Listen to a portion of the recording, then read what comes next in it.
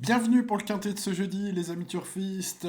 Bienvenue pour ce quintet très intéressant, me semble-t-il. Un quintet de plat à Saint-Cloud ce jeudi 19 mars à 13h55. Nous aurons les seules femelles pour ce handicap sur 2000 mètres. Gazon, bien sûr, à Saint-Cloud. Le terrain est prévu très souple. Ce sont les juments, donc, enfin, pouliches de 4 ans et juments qui sont invités à en découdre sur ce parcours assez exigeant dans le prix du net, réunion à course 1 ce jeudi. Allez, on étudie tous les partants, bien sûr. Je vous donne mes bases, Choco, tocard du jour. En fin de vidéo, on n'oublie pas le petit pouce avant d'attaquer l'analyse de tous les partants. Pensez à vous abonner à la chaîne si ce n'est pas encore fait. Allez, let's go avec dans l'ordre du programme Grecian Comet. On a une ligne, on a des lignes, mais une ligne parlante, notamment sur ce numéro 1. Alors, il porte 62 kilos, enfin, elle porte, pour être plus précis, elle a gagné son quintet à Cagnes il y a peu. Ensuite, elle a recouru et fut devancée par Windflower.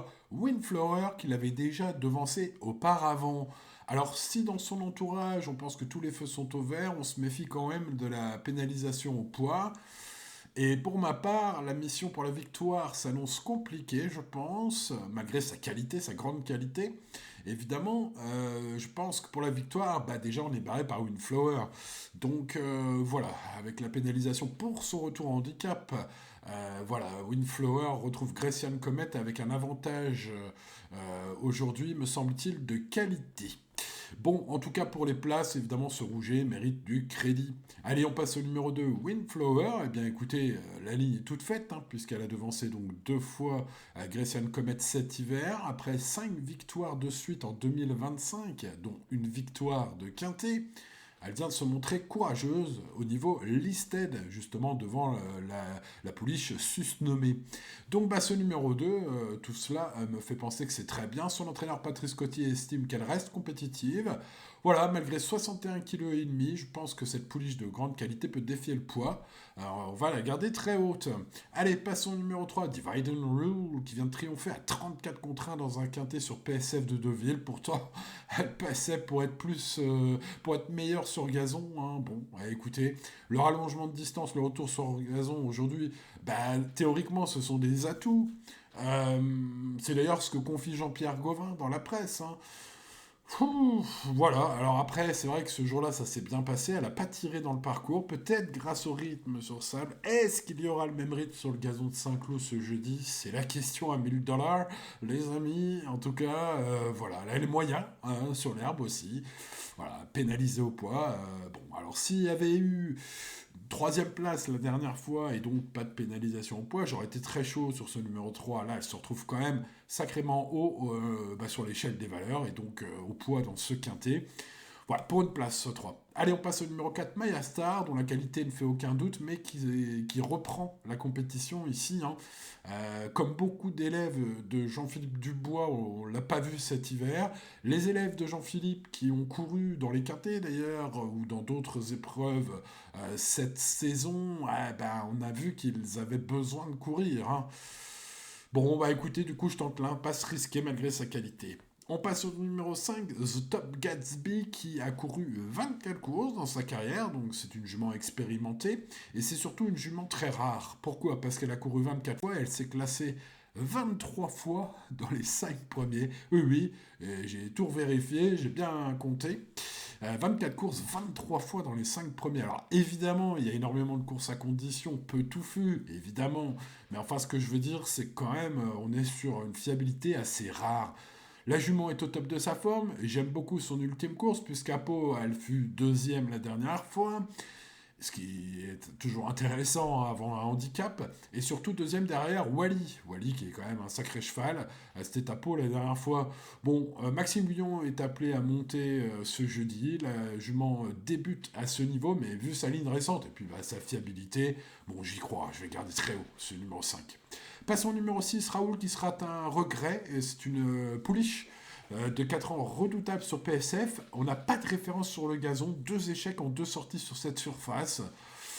Ouais, bon, écoutez, peut-être que sur sa qualité pure, elle peut nous couper nos rêves. Je vais les mettre dans mes champs réduits.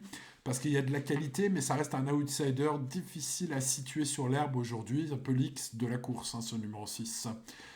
Passons au numéro 7, Amdor, qui vient de s'imposer devant Marina Leda, qu'on va voir un peu plus loin dans cette vidéo. Bon, bah écoutez, c'était lors de sa rentrée. Les deux, d'ailleurs, faisaient une rentrée ce jour-là. Bon, c'est elle qui a gagné. Alors, les Graffards, ils sont plutôt en grande forme, hein, ces derniers temps, donc on va garder ce numéro 7, mais je préfère Marina Leda qui a 3 kilos d'avantage sur cette rentrée commune pour prendre sa revanche sur Amdor. Bon, en gros, je vois ce numéro 7 compétitive, mais j'en ai préféré d'autres, on va dire, pour mes tout premiers, pour mes bases. Donc ce 7, je vais la garder 5ème de mon prono, pour être exact. Passons à Star of the Night, tout en finissant bien. Star of the Night m'a vraiment déçu la dernière fois dans un quintet. Alors, elle aime Saint-Cloud, elle revient à Saint-Cloud, elle compte 2 victoires plus un podium en 3 tentatives, c'est top. Paul de Chevigny se montre assez confiant, il estime que l'engagement dans ce lot de seules femelles est excellent, hein, dans ses déclarations dans la presse. Bon, le cheval est dans son jardin, elle pourrait donc faire parler la poudre ce jeudi. Je vais en faire grand 4, ce numéro 8. Passons au numéro 9, Most Glamorous, qui a échoué radicalement en décembre à ce niveau. Son entraîneur, hein, Frauke Hermans, nous apprend sur Equidia qu'elle affiche une belle évolution physique durant l'hiver. Il s'interroge toutefois sur le terrain, probablement très souple aujourd'hui, voire collant, hein. Donc les conditions de course sont difficiles, vu sa rentrée, vu son échec avant sa pause, vu les conditions de terrain aussi. Bref, voilà, pour toutes ces raisons, ça reste une affaire d'impression. Pour ce numéro 9, je lui ai mis la moyenne. Même constat pour Shrihara, le numéro 10, 10 sur 20, c'est ma note également pour ce numéro 10, qui avant sa pause hivernale méritait n'a cessé de progresser. Elle revient aujourd'hui sous le coup d'une pénalisation au point, hein, vu son ultime victoire qui lui a valu quand même d'être rehaussée assez nettement sur l'échelle du handicapeur. Bon, en plus le cheval n'est pas à 100%, c'est ce que nous apprend Karina Fei dans la presse. Voilà, Karina Fei, ou Fei, comme vous préférez. Bref, elle risque de manquer d'un vrai parcours. Bon, ses limites sont inconnues. Je lui ai mis donc 10 sur 20 pour sa qualité, dont les limites sont floues, hein. Mais bon, après, là, ça reste quand même une grande rentrée, hein. Bon, à vous de voir, affaire d'impression. Passons au numéro 11, Marina Leda, qui, vu l'impression, la différence de poids favorable aujourd'hui et le classement en seconde lors de sa rentrée, laisse augurer le meilleur pour aujourd'hui. Mario Baratti est très optimiste dans les colonnes de Génie Course où il affirme, je le cite, possède les moyens de s'imposer. Fin de citation. Bon, bah écoutez, je pense que tout est dit. Revanche sur Amdor, bien probable au papier, et confiance de son entraîneur, qualité, fraîcheur aussi également, aptitude. Bon, il y a quand même pas mal d'éléments qui font de ce numéro 11 le favori logique, mais ce ne sera pas ma base en or, hein. La cote est trop basse, vous me connaissez. Commençons et procédons avec le 12, Timber Circle, après un début de carrière en fanfare, Alex, avec une victoire, hein, pour ses débuts.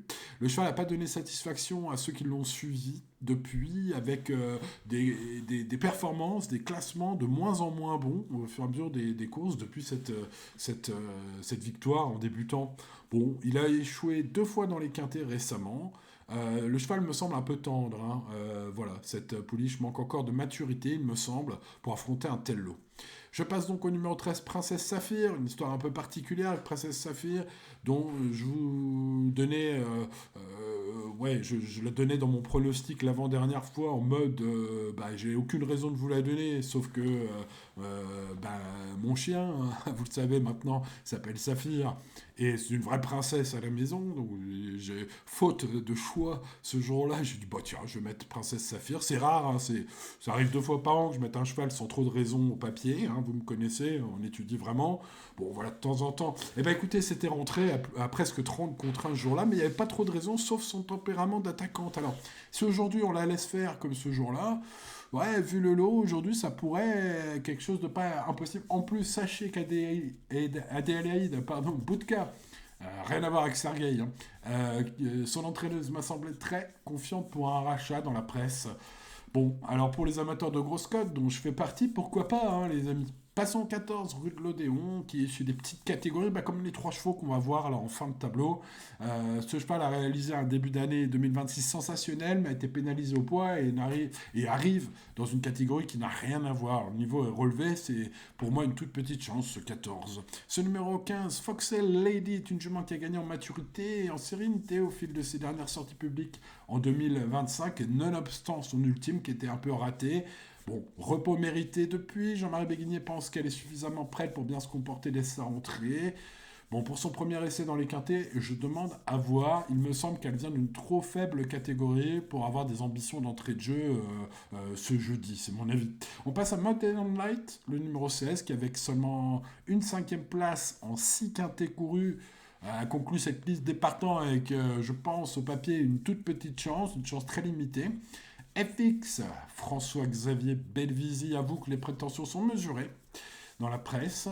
Voilà, il me semble que la jument aura fort à faire, malgré sa nouvelle baisse sur l'échelle du handicapeur. Là, elle commence à arriver dans une zone de points intéressante, mais d'un point de vue poids, c'est intéressant. Par contre, d'un point de vue niveau du jour, c'est pas terrible. Elle était montée en 36,5 de valeur. Là, désormais, elle était en 33 la dernière fois, elle est prise en 32 aujourd'hui.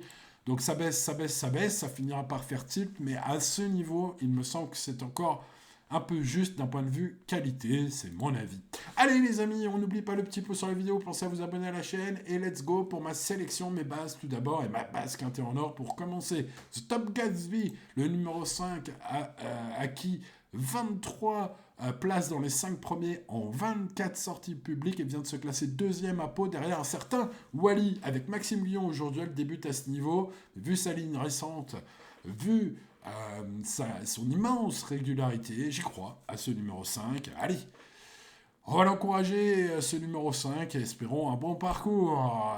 Passons 11, Marina Leda. Je pense qu'une revanche de ce 11 sur sa ligne de la dernière fois, c'est-à-dire Âme d'Or, est tout à fait probable. En tout cas, l'étude du poids, l'impression visuelle, le fait que c'était une rentrée ce jour-là, la confiance de Mario Baratti. Bref, vous l'avez entendu au cours de cette vidéo, ce numéro 11 cumule énormément d'atouts. C'est un favori implacable au papier, une base de jeu recommandée, évidemment, ce 11, en espérant que tout se passe bien. Les courses restent les courses, vous le savez. Alors, tentons des cotes. Windflower, le numéro 2, a devancé Grecian Comet par 2 fois cet hiver. Grecian Comet qu'on retrouve dans ce quintet, qui sera très chargé ce jeudi, mais qui a gagné son quintet entre-temps. Et oui, donc cette ligne est évidemment ultra favorable à ce numéro 2, qui aux alentours des 10 contrats pourrait être un joli choco aujourd'hui. Ce jeudi, mon tocard du jour, c'est Star of the Night, le numéro 8. J'étais déçu la dernière fois, à vrai dire, de sa 6e place dans un quintet. Elle revient à Saint-Cloud ce jeudi, où elle compte 2 victoires plus un podium en 3 tentatives. Elle est donc dans son jardin. Paul de Chevigny, son coach, est confiant. Les amis, vu sa cote probable, avec Alexis Pouchin, aujourd'hui, ce numéro 8 me semble être un coup à tenter. 5, 11, 2 et 8 sont donc mes préférés au départ du quintet de ce jeudi, les amis turfistes. Alors, champ réduit, champ total, à vous de voir. Bien sûr, respectez toujours votre budget et jouez responsablement et tout ira bien.